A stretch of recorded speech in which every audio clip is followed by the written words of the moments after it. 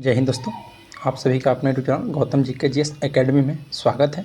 दोस्तों, हम लोग इस वीडियो में प्रैक्टिस सेट नंबर 15 देखने वाले हैं, जो कि प्रदीप सर के द्वारा बिहार एसएससी के लिए दोस्तों जो बुक निकाला गया है उसमें टोटल आपको 20 प्रैक्टिस सेट दिया गया है। तो जिसमें आज हम लोग 15वां प्रैक्टिस देख रहे हैं। इससे आप पहले का प्रैक्टिस सेट नहीं देखे हैं तो हमारा यूट्यूब चैनल पर प्ले लिस्ट बनाकर डाल दिया गया है, वहाँ से आप लोग देख सकते हैं।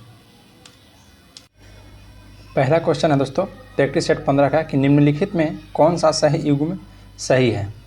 बोलता है कि 49वीं समानांतर रेखा जो कि यह संयुक्त राज्य अमेरिका तथा कनाडा को जोड़ती है, यह दोस्तों सही है। तो इसका राइट आंसर हो जाएगा ऑप्शन नंबर ए 49वीं। दोस्तों याद रखिए समानांतर रेखा जो संयुक्त राज्य अमेरिका तथा कनाडा को जोड़ती है, और यह दोस्तों एक अंतर्राष्ट्रीय रेखा है जो कि विश्व के सबसे शांत सीमा रेखा माना जाता है 49वीं समानांतर रेखा को। फिर दोस्तों 38वीं समानांतर रेखा चीन उत्तरी कोरिया, यह दोस्तों सभी जो तीनों दिया गया है यह आपको बिल्कुल गलत है। नेक्स्ट है कि तटीय क्षेत्रों के निकट के कारण रात के समय भूमि पर तापमान कम हो जाता है। तो देखिए तटीय क्षेत्रों के निकट जो थल समीर के कारण रात के समय भूमि का दोस्तों तापमान कम हो जाता है, याद रखिएगा। तो किसके कारण? तो यह थल समीर के कारण, जो कि ऑप्शन नंबर ए में दिया गया है। नेक्स्ट क्वेश्चन है क्वेश्चन नंबर आपका 3। क्वेश्चन 3 कहता है कि निम्नलिखित में से कौन सी हवा बर्फ भक्षक के नाम से जानी जाती है।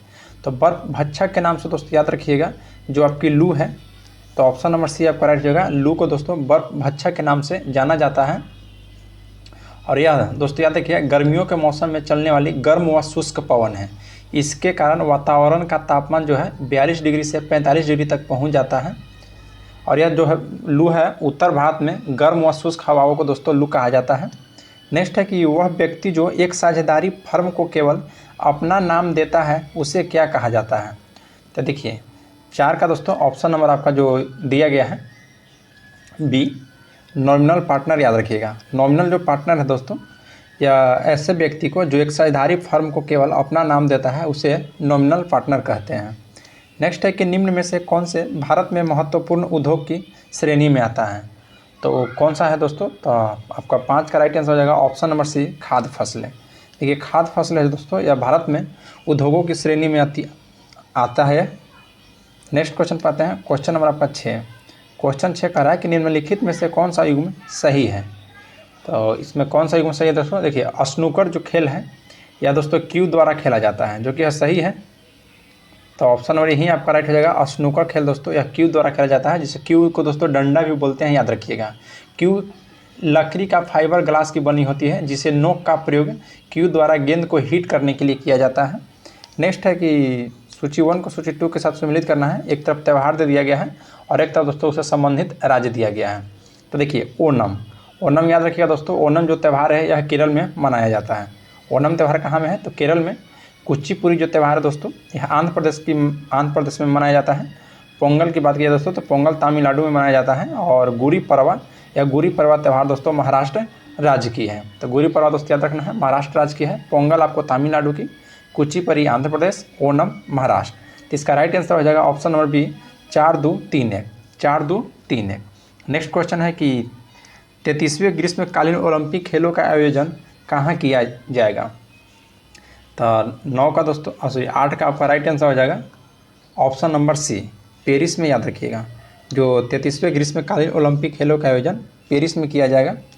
नेक्स्ट क्वेश्चन है क्वेश्चन नंबर देखिए आपका 9 बोलता है कि life on vitals from the cross route to the corridors of power यह किसकी आत्मकथा है। तो यह दोस्तों याद रखना है आपको शरद पवार की यह आत्मकथा है। तो ऑप्शन नंबर आपका सी राइट हो जाएगा। क्वेश्चन नंबर आपका 10 कहता है कि सार्क का प्रथम शिखर सम्मेलन कहाँ आयोजित हुआ था। तो देखिए सार्क का जो प्रथम शिखर सम्मेलन था यह दोस्तों आपको बांग्लादेश में आयोजित हुआ था। और यह याद रखिएगा जो 1985 ईस्वी में बांग्लादेश के ढाका में आयोजित हुआ था। कब हुआ था? तो 1985 ईस्वी में बांग्लादेश के ढाका में।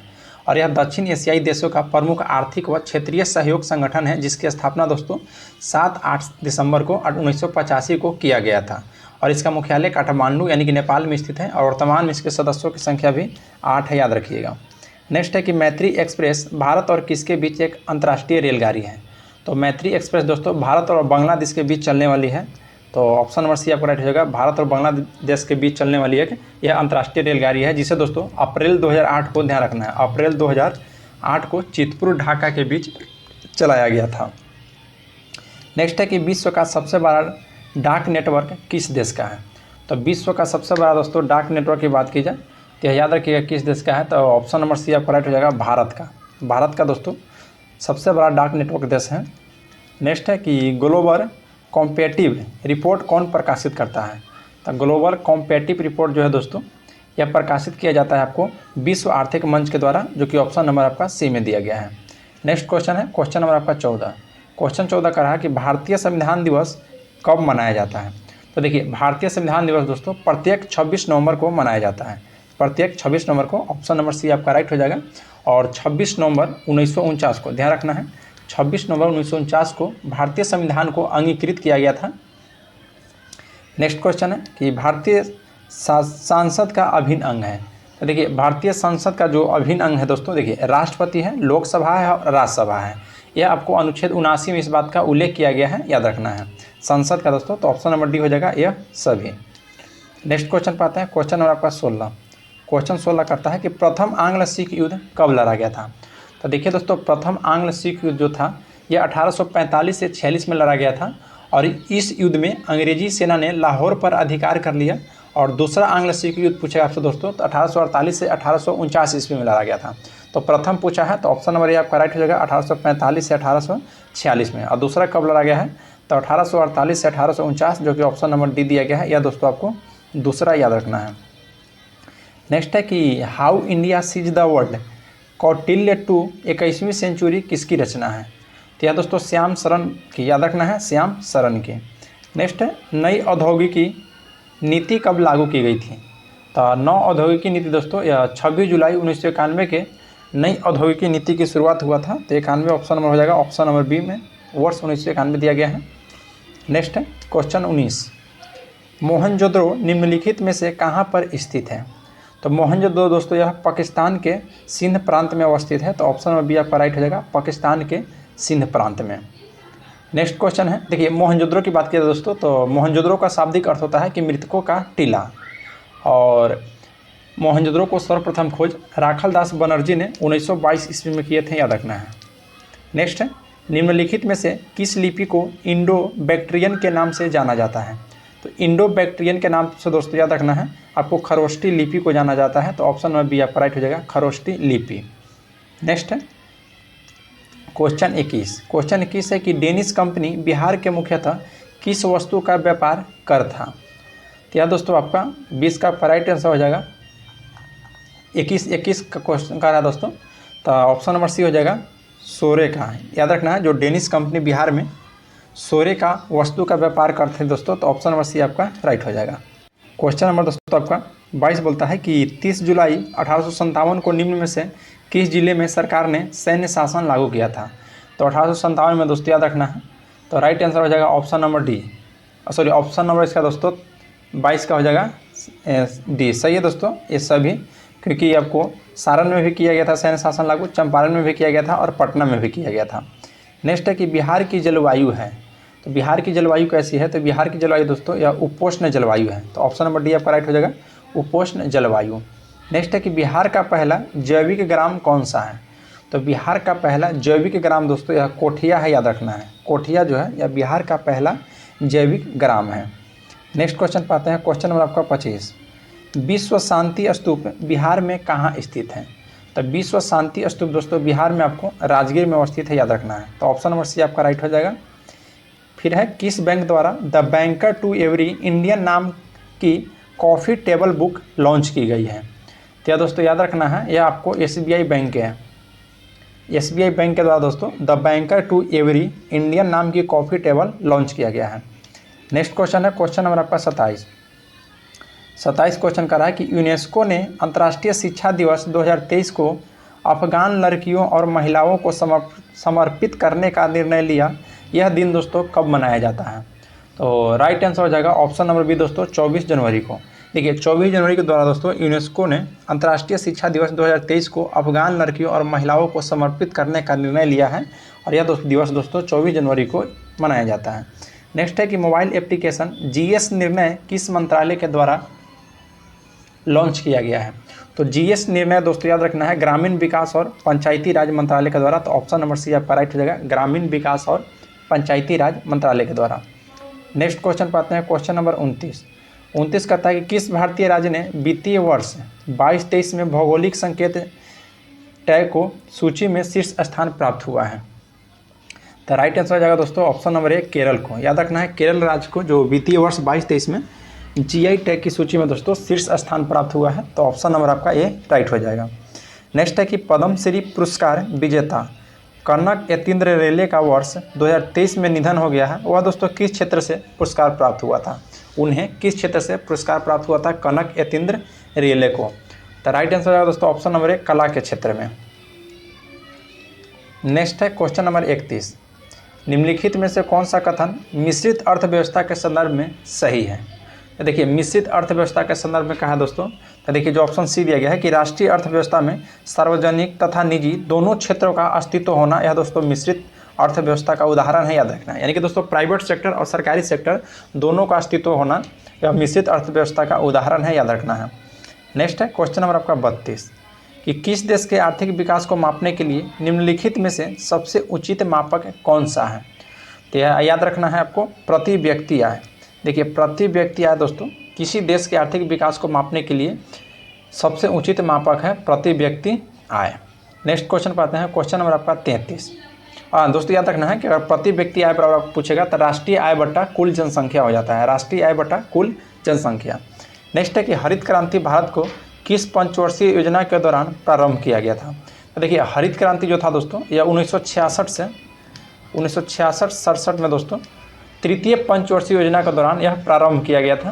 तो इसका राइट आंसर हो जाएगा ऑप्शन नंबर डी में दिया गया है तृतीय, तो ऑप्शन नंबर डी हो जाएगा तृतीय। नेक्स्ट है कि निम्नलिखित में से कौन भारत में नीति आयोग का पदेन अध्यक्ष होता है? तो देखिए दोस्तों नीति आयोग का पदेन अध्यक्ष प्रधानमंत्री होता है। याद रखिएगा, क्योंकि दोस्तों यह योजना आयोग पहले था, उसके बाद योजना आयोग को दोस्तों 1 जनवरी 2015 को योजना आयोग के स्थान पर इसका नीति आयोग का गठन किया गया था। नेक्स्ट है कि भारत में महारत्न कंपनियां कितनी हैं? तो वर्तमान में दोस्तों भारत की महारत्न कंपनियां की संख्या 13 है। याद रखिएगा, तो ऑप्शन नंबर डी आपका राइट हो जाएगा 13। नेक्स्ट है कि यूटिलिटेरियन स्कूल ऑफ थॉट के जनक कौन है? तो यह दोस्तों आपको बेंथम हो जाएंगे, बेंथम याद रखिएगा। नेक्स्ट क्वेश्चन पाते हैं, क्वेश्चन 37 की निम्नलिखित में कौन लोकतंत्र के पक्ष में एक अच्छा तर्क नहीं है? तो लोकतंत्र के पक्ष में दोस्तों कौन एक अच्छा तर्क नहीं है? तो देखिए पहला कह रहा है कि लोकतंत्र नागरिकों का गौरव को बढ़ावा देता है, जो कि सही है दोस्तों। लोकतंत्र दूसरों से अधिक समृद्ध है, जो कि यह गलत है। फिर है कि लोकतंत्र विवादों को बेहतर तरीक़ों से सुलझाता है, ये भी सही है दोस्तों। तो ऑप्शन नहीं कहा है, तो ऑप्शन नंबर सी राइट हो जाएगा केवल 2, जो कि दोस्तों लोकतंत्र पक्ष में एक अच्छा तर्क नहीं है। नेक्स्ट क्वेश्चन पाते हैं, क्वेश्चन नंबर आपका 38 बोल रहा है कि सार्वभौम तथा स्वतंत्र राज्यों के एक स्वैच्छिक संघ को क्या कहते हैं? तो याद रखिएगा राइट आंसर हो जाएगा आपका 38 का ऑप्शन नंबर सी परिसंघ कहते हैं। सार्वभौम तथा स्वतंत्र राज्यों के एक स्वैच्छिक संघ को दोस्तों परिसंघ कहते हैं। नेक्स्ट है लोकसभा का सदस्य बनने के लिए न्यूनतम आयु क्या होना चाहिए? तो लोकसभा के सदस्य बनने के लिए दोस्तों न्यूनतम आयु आपको 25 वर्ष होनी चाहिए, जो कि ऑप्शन नंबर डी में दिया गया है 25 वर्ष है। देखिए लोकसभा के सदस्यों को चुनाव जो होता है यह प्रत्यक्ष रूप से गुप्त मतदान द्वारा वयस्क मताधिकार के आधार पर होता है, और इनका कार्यकाल दोस्तों 5 वर्ष का होता है। याद रखिएगा। नेक्स्ट है क्वेश्चन नंबर 40 कि निम्नलिखित में से कौन भारत में राष्ट्रीय आपातकाल घोषित करता है?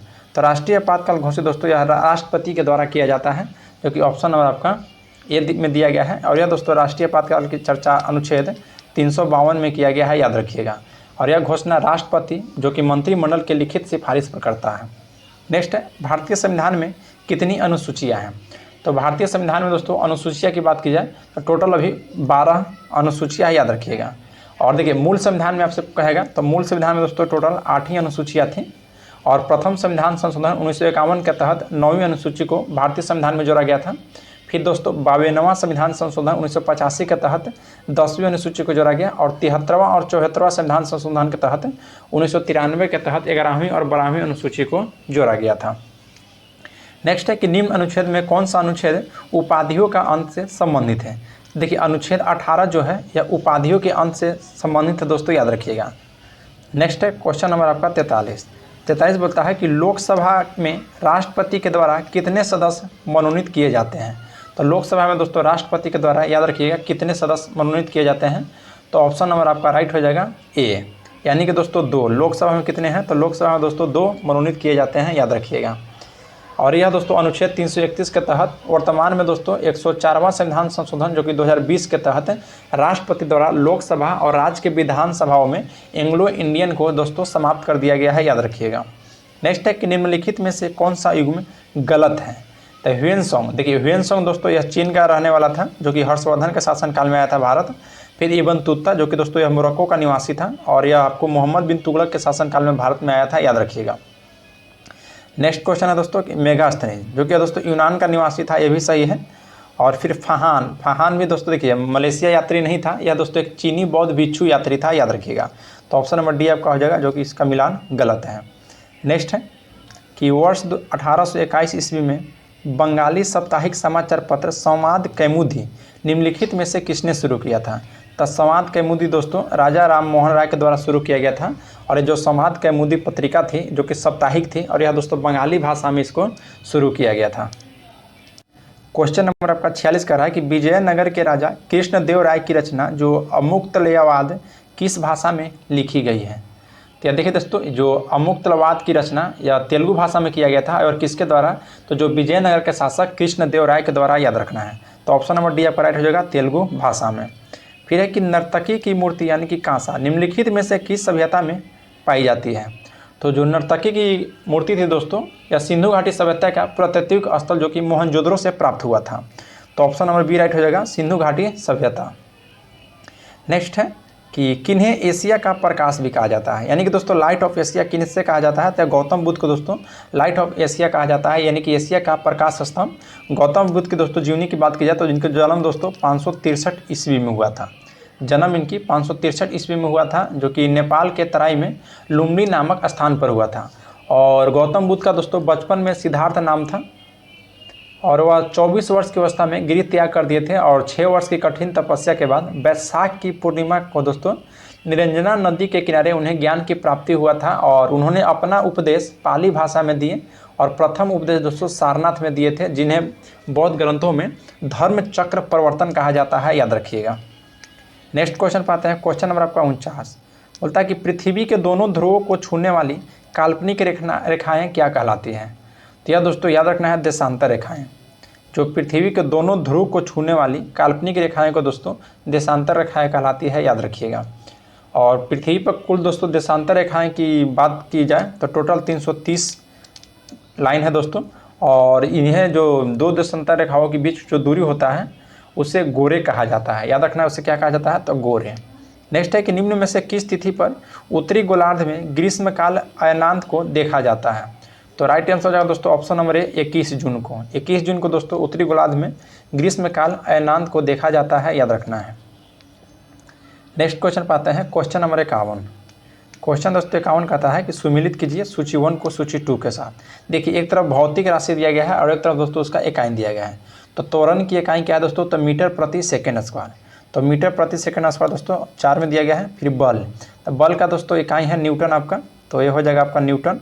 फिर कृति इकाई कृति कार्य का दोस्तों जूल हो जाता है, और आवेग का दोस्तों न्यूटन सेकेंड हो जाता है। तो इसका राइट आंसर हो जाएगा ऑप्शन नंबर डी 4 3 1 2 4 3 1 2। नेक्स्ट है कि पायरोमीटर किसके मापन में प्रयोग किया जाता है, तो पायरोमीटर यह याद रखिएगा किसके मापन में प्रयोग किया जाता है, तो यह दोस्तों उच्च ताप के पायरोमीटर की सहायता दोस्तों अत्यधिक ऊंचे एवं दूर स्थित वस्तु जैसे सूर्य के तापों को माप की जाती है, याद रखना है। नेक्स्ट है कि ऊर्जा संरक्षण का आशय क्या है, तो ऊर्जा संरक्षण का जो आशय है दोस्तों कि ऊर्जा का न तो सृजन हो सकता है और न ही उसका विनाश हो सकता है। तो ऑप्शन नंबर डी आपका राइट हो जाएगा दोस्तों, ऊर्जा का दोस्तों। और ऊर्जा की बात करें दोस्तों तो यह एक अदिश राशि है, याद रखना है। नेक्स्ट है कि निम्नलिखित कथनों पर विचार कीजिए।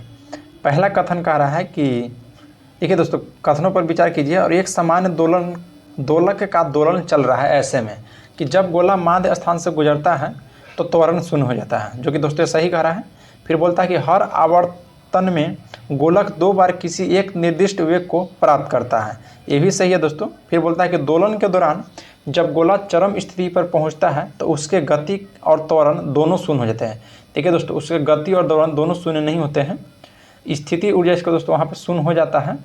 देखिए फिर ये आपका गलत हो जाएगा। फिर बोलता है कि सामान्य दोलन का दोलन आयाम समय के साथ साथ कम होता जाता है, जो कि ये भी सही है। तो बोलता है कि कौन सा कथन इसमें सही है।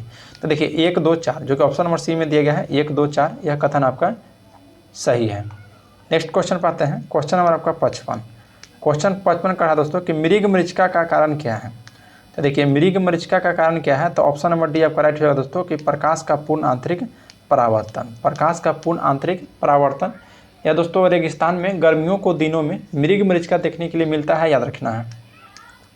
नेक्स्ट क्वेश्चन है कि समय के दृष्टि से दो द्रव P और Q के ताप को 0 डिग्री सेल्सियस से 100 डिग्री सेल्सियस तक उतार चढ़ाव नीचे के रेख में दिखाया गया है। तो इसका क्या है दोस्तों, देख लेते हैं। तो फिर कहता है कि निम्न कथन, देखिए पहले इसका आकृति देख लेते हैं और उसके बाद फिर कह रहा है कि निम्नलिखित में से कौन सा कथन सही है। तो इसका कथन देख लेते हैं दोस्तों कौन सा सही है। तो देखिए जो ऑप्शन नंबर डी में दिया गया है कि Q का ताप P की तुलना में 100 डिग्री सेल्सियस पर तेज़ी से होता है, तो यह कथन दोस्तों आपका बिल्कुल सही है। तो ऑप्शन नंबर डी आपका राइट हो जाएगा। नेक्स्ट क्वेश्चन है कि दो तारों की दोस्तों लंबाई, व्यास और प्रतिरोधकताएँ 1:2 के मोहलत में है। अगर पतले तार की प्रतिरोध 10 ओम है तो मोटे तार का प्रतिरोध दोस्तों क्या होगा। तो 57 का आपका राइट आंसर है दोस्तों ऑप्शन नंबर बी हो जाएगा, 10 ओम हो जाएगा, याद रखना है। क्योंकि दोस्तों चलिए इसको दोस्तों हम आपका PDF भी दे देंगे वहाँ पे इसका फुल डिस्कशन के साथ, तो वहाँ आप इसको देख लीजिएगा। नेक्स्ट कहता है कि निम्नलिखित में से कौन सा तत्व सोलर सेल में उपयोग किया जाता है। तो सोलर सेल में दोस्तों कौन सा तत्व उपयोग किया जाता है, तो यह सिलिकॉन का, याद रखना है। सोलर सेल में सिलिकॉन का प्रयोग करता है, जो कि सोलर सेल में दोस्तों सौर ऊर्जा से सीधे विद्युत ऊर्जा में बदल देती है। नेक्स्ट है कि एक भू स्थिर उपग्रह का काल होता है। तो यह दोस्तों इसका काल कितने घंटे का होता है, तो यह याद रखिएगा ऑप्शन नंबर आपका दोस्तों डी हो जाएगा, 24 घंटा का काल होता है भू स्थिर पर। क्वेश्चन नंबर आपका 60 कहता है कि निम्नलिखित में से कौन सा युग्म सुमेलित नहीं है। तो देखिए पहला है कथन दोस्तों कि जेम्स वाट, जो कि दोस्तों वास्प इंजन का संस्थापक माना जाता है जेम्स वाट को। फिर है A.G. बेल, जो कि टेलीफोन के संस्थापक माना जाता है दोस्तों ग्राहम बेल को। फिर है J.L. बेयर्ड, टेलीविज़न के संस्थापक। फिर दोस्तों पेंसिलिन J. परिकिन, जो कि गलत है। पेंसिलिन का दोस्तों अलेक्जेंडर फ्लेमिंग, पेंसिल के कौन थे, तो अलेक्जेंडर फ्लेमिंग ने दोस्तों एक कवक से की थी इनकी खोज, याद रखनी है। तो ऑप्शन नंबर डी आपका राइट हो जाएगा, जो कि यह सुमेलित नहीं है। नेक्स्ट है कि निम्न युग्मों में से कौन सा एक कण प्रति कण युग्म है। तो कण प्रति कण युग्म है दोस्तों, तो 61 का ऑप्शन नंबर ये आपका राइट हो जाएगा। इलेक्ट्रॉन का दोस्तों पॉजिट्रॉन, इलेक्ट्रॉन का जो इलेक्ट्रॉन कण है इसका प्रति कण क्या है दोस्तों, तो पॉजिट्रॉन, याद रखना है। अगर प्रोटॉन का प्रति कण पूछेगा तो एंटी प्रोटॉन हो जाता है, और प्रोटॉन का दोस्तों एंटी प्रोटॉन, और न्यूट्रॉन का प्रति कण कहेगा तो एंटीओ न्यूट्रॉन, याद रखना है, एंटीओ न्यूट्रॉन।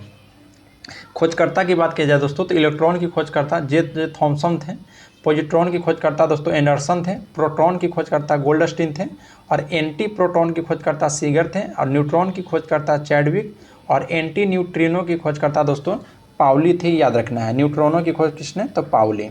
नेक्स्ट क्वेश्चन पर आते हैं, क्वेश्चन नंबर आपका 62 कि निम्नलिखित में से किस वस्तु के नमूने को हवा में खुला रखने पर कुछ समय पश्चात गायब हो जाता है, जैसे कपूर, नेप्थलीन अथवा शुष्क बर्फ की परिघटना को दोस्तों कहते हैं।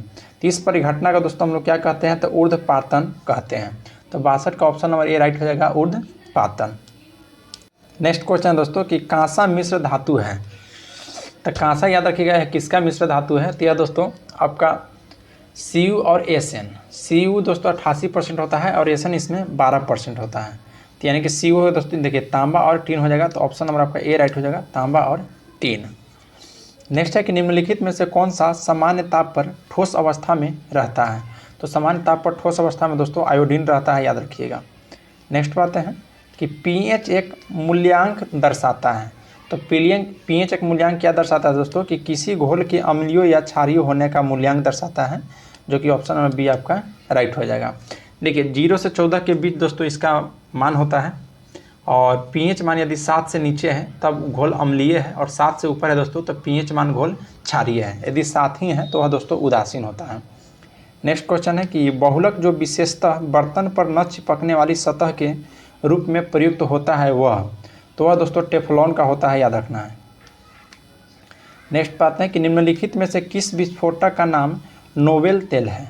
तो किस विस्फोटक का नाम है दोस्तों, तो देखिए राइट आंसर जगह 67 का option number A TNG। TNG यानी कि दोस्तों ट्राई नाइट्रोग्लिसरीन। ट्राई नाइट्रोग्लिसरीन सांद्र न्यूट्रिक अम्ल और सांद्र सल्फ्यूरिक अम्ल की अभिक्रिया द्वारा बनाया जाता है और इस विस्फोटक की खोज दोस्तों 1846 ईस्वी में हुआ था। और यह दोस्तों याद रखना है, इसे नोबेल तेल भी कहते हैं, नोबेल तेल TNG को। नेक्स्ट है कि खाद्य पदार्थ के परीक्षण हेतु निम्नांकित में से कौन सा प्रयुक्त होता है। तो यह दोस्तों बेंजोइक अम्ल प्रयुक्त होता है खाद्य पदार्थों के परीक्षण हेतु, याद रखना है।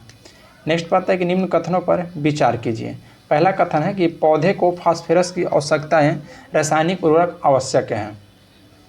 फिर दूसरा कथन है दोस्तों कि 1 मीट्रिक टन जैव खाद्य मुश्किल से 2 टन फास्फोरस की आपूर्ति करती है। तो देखिए दोस्तों दोनों कथन सही है और AR की सही स्पष्टीकरण भी करता है। तो ऑप्शन नंबर ए आपका राइट हो जाएगा, A और R दोनों सही है और AR का सही स्पष्टीकरण भी है। नेक्स्ट क्वेश्चन पाते हैं कि एक कार्बन क्रेडिट समतुल्य है।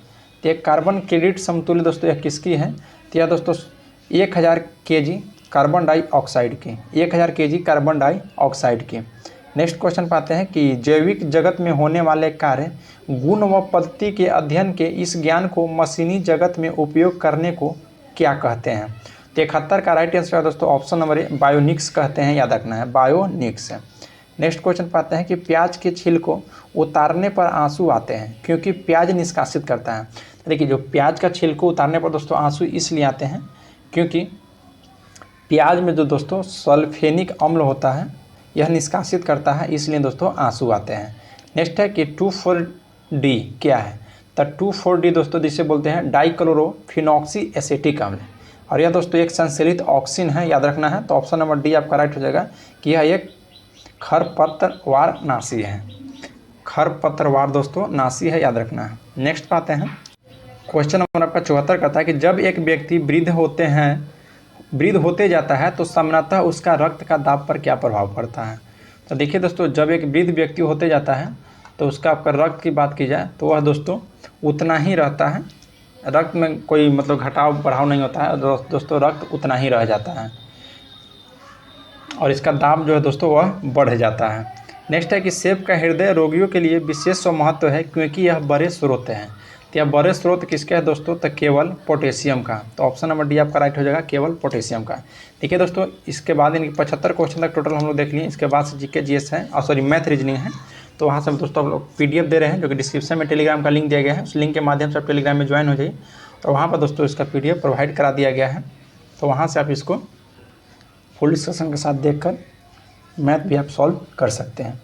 तो चलिए आज के लिए इतना ही, मिलते हैं आपसे नेक्स्ट क्लास में। यदि आप हमारे YouTube चैनल पर पहली बार आए हैं तो चैनल को सब्सक्राइब जरूर कीजिएगा और बेल आइकन को प्रेस कर लीजिए ताकि कोई भी नोटिफिकेशन हो और सबसे पहले आपके पास पहुंच जाए।